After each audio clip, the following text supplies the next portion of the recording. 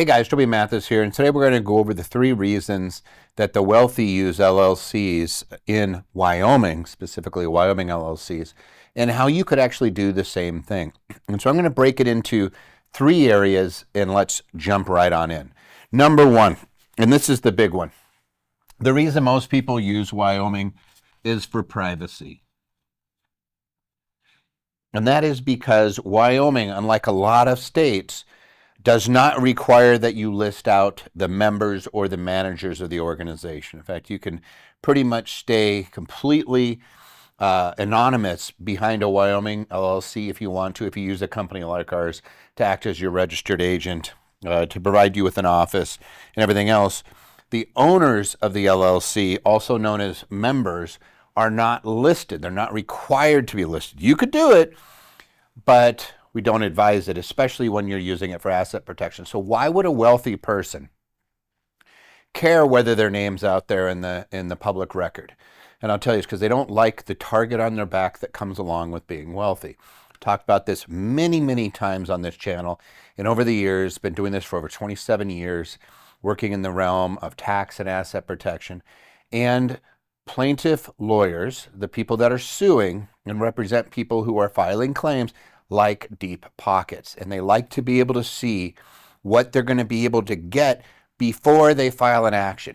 And if you do not allow them to see what you own, the likelihood that they're actually going to pursue you gets greatly reduced to slim and none. And let me give you a real life example.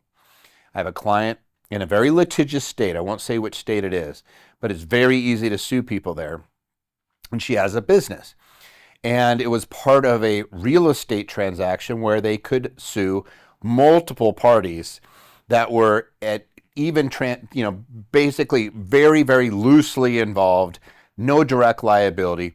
But because of the state, they have something called joint and several liability, where if they could show you're even at 1% fault, then they're going to lump the entire thing against you. And so they look at parties to throw in there. And she was lumped in there, or I should say, she and her company were lumped in there.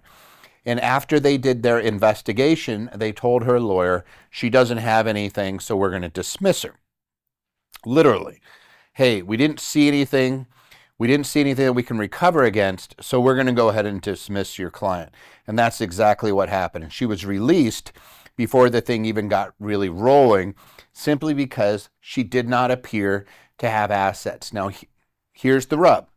This privacy thing, right? Somebody has assets, but they can't see it, and as a result, lawyers don't want to risk it. And even if they can see it, then we get to number 2. And the reason people like Wyoming, the rich especially, use Wyoming is because of asset protection.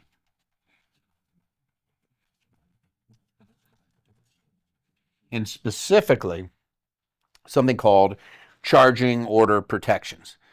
The state of Wyoming has made it to where the sole and exclusive remedy of somebody pursuing a member of an LLC. So this is, they're suing you as an individual, and you hold a Wyoming holding company.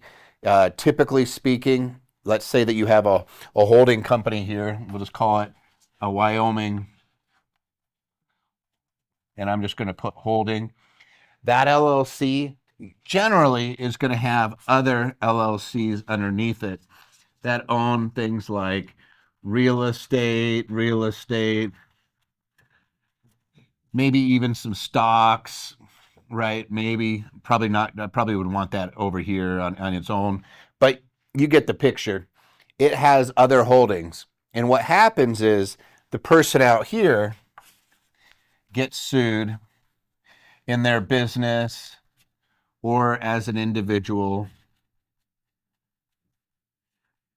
Let's say that one of their kids gets into a car accident and causes a bunch of liability, or they cause a car accident, or they did something, their dog bit somebody, they punched somebody, whatever, fill in the blank, right? And now they want this. Not only can they not see it, but even if they say, hey, I'm going to come after you, they can't get it. And what they can get is a lien against it. That's what's called a charging order.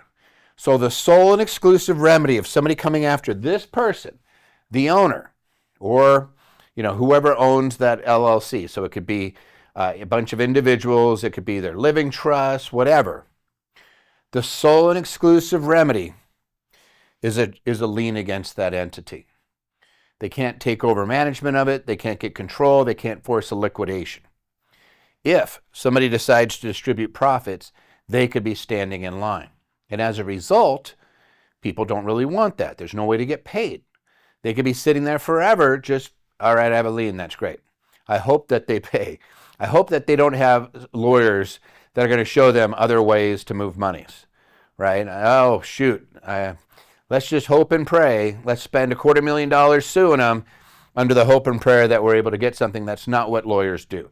What they do is they say, oh, here's the scenario. I believe that you owe me money. Let's settle it. I don't know if I'll ever be able to recover it, but it puts you in a position to negotiate away frivolous lawsuits, overly aggressive plaintiffs, these billboard lawyers that are just trying to shake you down sometimes. It allows you to do away with it. Number one, make it to where they can't see it so it doesn't create the lawsuit. Hey, I don't have a bullseye on my back.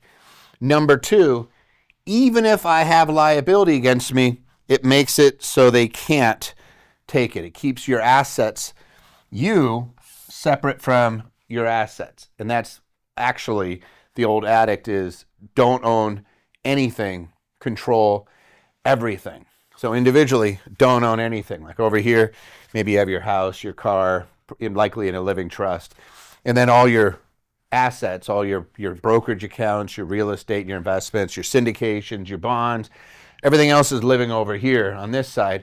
And we just drew a line to where if somebody goes, boom, it's going to bounce off, right?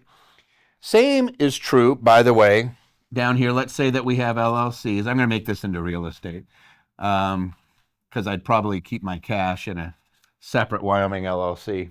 There's a number of reasons. If you want to know those reasons and you want it applied to your specific situation, I'll put a link in the show notes where you can get a free consultation, or you can just type in strategy into the comments. Just type in strategy and we'll send you a link so you can get a free consultation with an expert who will look at your situation and say whether that's appropriate or not. But what happens is you have a liability, let's say in this property. You want it to stay in that box, like it's bouncing around in there. Let's say you have a fire. We're okay losing this. What we don't want is to lose our other pieces of real estate. We don't want to lose this. We want to save this. We want to save all of these and keep them to where that liability, that's called inside liability, works like a charm on just about any LLC in the United States. So that's not what we're worried about. That works. You could be a Washington LLC, a Texas LLC, wherever that real estate is held, you're going to have an LLC. What Wyoming does is enable you to make it disappear so they can't see that you own it. And I know all you bunch of you guys are going, wait a second, in Washington, we have to disclose the member. Yeah. If the Wyoming entity owns the Washington, we're disclosing the Wyoming entity as the member. You still are not attached to that in a public record, so they can't see you own anything. That's how it works. So yes, we can have complete anonymity. We could even take that real estate one step further, put it in a land trust with an LLC from Wyoming as its trustee so that they can't even see. There's nobody's name attached to it. So it's never a situation where somebody looks for you. Hey, they're looking for Toby Mathis. Let's see what he owns. And they do an asset search. We want to make it to where it's coming back real slim pickings or nothing. What they won't see is anything that you've set up here. But if I have a Washington LLC, a Nevada LLC, Texas LLC, whatever, they all work the same for inside liability. Where they're different is this guy over here. This is called outside liability, and that's liabilities that occur outside of the entity. So if I have a liability here, let's say that you have teenage kids and one gets in a really bad car accident, they can't take all your other stuff. And all it's going to do is it's going to force It's going to force a settlement. If you are dead to rights, you're liable, it's not going to mean that you don't have to pay anything. It's going to prevent frivolous suits from happening if they're trying to target a deep pocket. But if you have a liability, hey, I owe somebody money, I have a personal guarantee. I'll give you a real life example. We had clients in 2008 that had extraordinary amounts of liabilities. And when they came up against this structure, literally, I think this is almost a verbatim quote, "You've created quite a tangled web." And they would settle for pennies on the dollar rather than forcing you through years of litigation. You were able to get rid of those for a reasonable price, as opposed to having a plaintiff lawyer put their ears back and just decide they're going to take a piece out of you.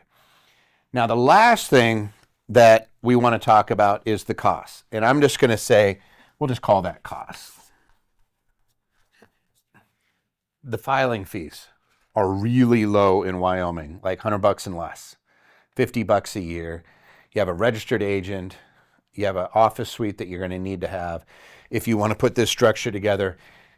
Very inexpensive compared to states like, let's say, California, where you have a franchise tax of $800 every year, or Nevada, where it's $400 just for showing up, business license fees plus your state filing fees. It's really low cost. There's no state tax, so you're not going to get hit with that. There's not a bunch of licensing fees, so it's really economic. And then if you set this up right, chances are these are going to be disregarded LLCs for the most part. You could literally set up this entire structure and have zero extra tax returns. None. We could set the whole thing up so that the IRS ignores it, or you could set it up to where it's a flow through, it's a partnership that flows through to you, or the really wealthy end up doing something where they add a family office. I was called an FO. It's a corporation, either an S Corp or C Corp, that they're using to manage the whole thing. And there's a whole bunch of tax benefits out of that. But for what we're talking about today, why do the wealthy use Wyoming? And why aren't they using Delaware? Delaware has a bunch of costs.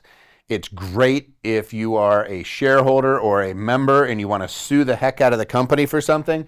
That's great, which makes it really attractive for people that are trying to generate money from third parties. Like if you're trying to raise money for your company, you're going to go public, you're going to be Delaware.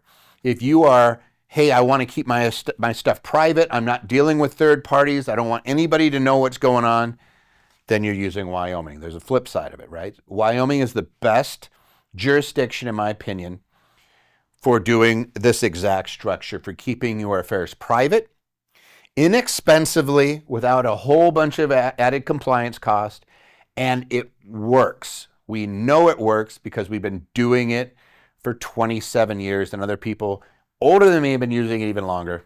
Actually, Wyoming entities really came about, I think it was 1977, so it has a finite life. Wyoming's the first state to come up with LLCs, and now they're adopted in all 50 states.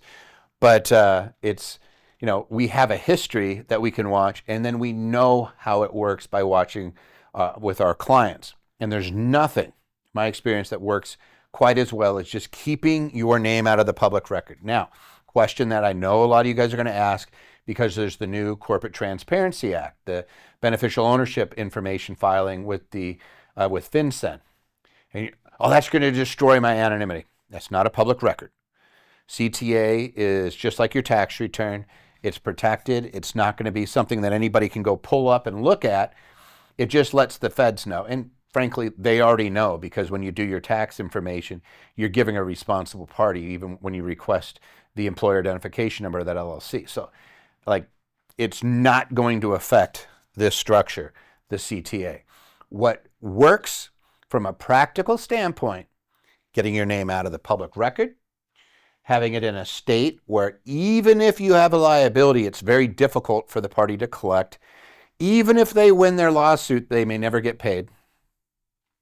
And it's inexpensive to operate. And what we found is those three things are the reason why the wealthy use Wyoming LLCs more than just about anything else. Hey, if you like this type of information, please, like and subscribe. And even more importantly, leave your comments down below and share this with other people who could benefit from this information. Thank you.